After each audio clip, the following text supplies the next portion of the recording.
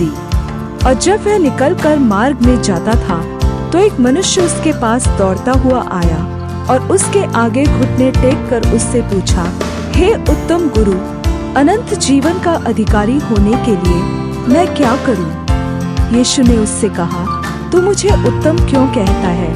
कोई उत्तम नहीं, केवल एक अर्थात परमेश्वर। तू आज्ञाओं को तो जानता है, हत्या न करना, व्यभिचार न करना, चोरी न करना, झूठी गवाही न देना, छल न करना, अपने पिता और अपनी माता का आदर करना। उसने उससे कहा, हे गुरु, इन सब को मैं लड़कपन से मानता आया हूँ।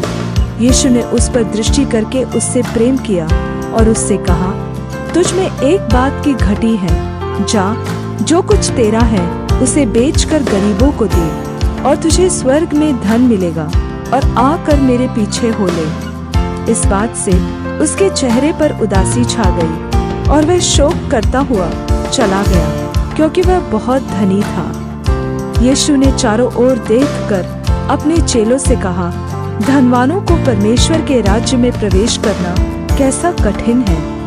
चेले उसकी बातों से अचंभित हुए।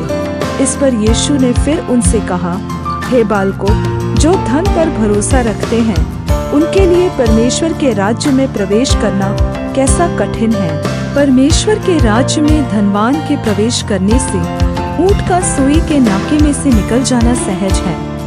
वे बहुत ही चकित होकर आपस में कहने लगे, तो फिर किसका उद्धार हो सकता है?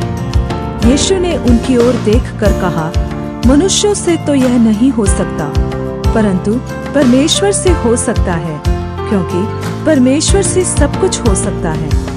पतरस उससे कहने लगा, देख, हम तो सब कुछ छोड़कर तेरे पीछे हो लिए हैं। यीशु ने कहा, मैं तुमसे सच कहता हूँ कि ऐसा कोई नहीं जिसने मेरे और सुसमाचार के लिए घर या भाइयों या बहनों या माता या पिता या बाल बच्चों या खेतों को छोड़ दिया हो और अब इस समय 100 गुना न पाए, घरों और भाइयों और बहनों और माताओं और बाल बच्चों और खेतों को, पर सताव के साथ और परलोक में अनंत जीवन। पर बहुत सारे जो पहले हैं पिछले होंगे, और जो पिछले हैं वे पहले होंगे।